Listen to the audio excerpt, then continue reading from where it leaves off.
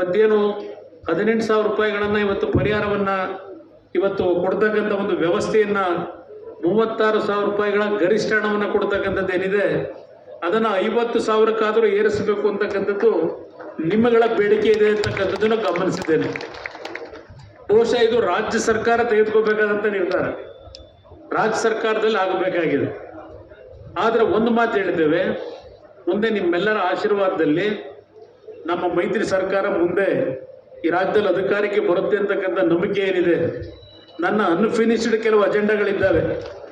ವಿಶೇಷವಾಗಿ ನಮ್ಮ ರೈತರ ಬದುಕನ್ನು ನಾವೇನು ನೋಡಿದ್ದೇವೆ ಅದೆಲ್ಲವನ್ನ ಕಾರ್ಯರೂಪಕ್ಕೆ ತರತಕ್ಕಂಥದ್ದಕ್ಕೆ ನಾವು ಎರಡೂ ಪಕ್ಷಗಳು ಒಟ್ಟಾಗಿ ನಿಮ್ಮ ಸಮಸ್ಯೆಗಳಿಗೆ ಶಾಶ್ವತವಾದ ಪರಿಹಾರಗಳನ್ನು ತರತಕ್ಕಂಥ ನಿಟ್ಟಿನಲ್ಲಿ ನಿಮ್ಮೆಲ್ಲರ ನಾವು ಜೊತೆಯಲ್ಲಿದ್ದೇವೆ.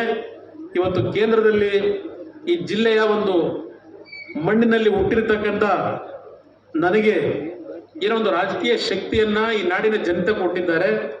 ಇವತ್ತು ಗೌರವಾನ್ವಿತ ಪ್ರಧಾನಮಂತ್ರಿಗಳು ನರೇಂದ್ರ ಮೋದಿಯವರು ಇವತ್ತು ನಮ್ಮ ತಂದೆಯ ಜೊತೆ ಇರ್ತಕ್ಕಂಥ ಅವರ ಒಂದು ಗೌರವ ಭಾವನೆಗಳ ಹಿನ್ನೆಲೆಯಲ್ಲಿ ನನಗೊಂದು ಅವಕಾಶವನ್ನು ಕಲ್ಪಿಸಿದ್ದಾರೆ ಕೇಂದ್ರದಲ್ಲಿ. ಇವತ್ತು ನರೇಂದ್ರ ಮೋದಿ ಅವರ ಸರ್ಕಾರದಲ್ಲಿ ಮಂತ್ರಿಯಾಗಿ ಕೆಲಸವನ್ನು ಮಾಡ್ತಕ್ಕಂಥ ಒಂದು ಅವಕಾಶ ಏನು ದೊರಕಿದೆ.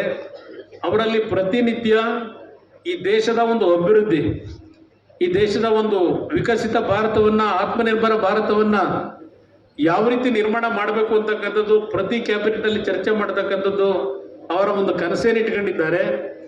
ಅದೆಲ್ಲವನ್ನು ಕಾರ್ಯರೂಪ ತರಲಿಕ್ಕೆ ಹಲವಾರು ಮಂತ್ರಿಗಳು ಅವರದೇ ಆದಂಥ ಕೊಡುಗೆಯನ್ನು ಕೊಡ್ತಿದ್ದಾರೆ. ವಿಶೇಷವಾಗಿ ನಮ್ಮ ಪಿಯೂಷ್ ಗೋಯಲ್ ಅವರು ಈ ವಿಷಯದಲ್ಲಿ ಬಹಳ ಮುಂದಿದ್ದಾರೆ.